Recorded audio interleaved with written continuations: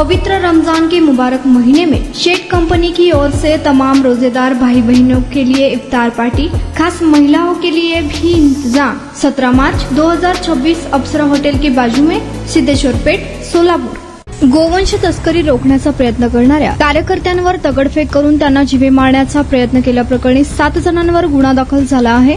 लिखित जगदीश कोडम, वय वर्ष 26, राहणार गांधीनगर यांनी दिलेल्या फिर्यादीवरून अभिजित टोने, अप्पाशा मुंगळे, गुंडप्पा मुंगळे, समीर कुरेशी, सैफान कुरेशी, बबू कुरेशी, अज्ञात वाहन चालक MH13 CU 9212 यांच्यावर गुन्हा दाखल झाला आहे। ही घटना फॉरेस्ट माझी मंडई परिसरात घडली। रविवारी दिनांक 15 रोजी पहाटेच्या सुमारास एका 4 चाकी वाहनातून गोवंशाची तस्करी होत असल्याची माहिती कोडम यांना मिळाली। त्यांनी सहकाऱ्यांसह वाहनाचा पाठलाग करून फॉरेस्ट भाजी मंडईजवळ थांबण्याचा प्रयत्न केला। तस्करांनी त्यांना कट मारून वाहन जोरात पुढे नेले।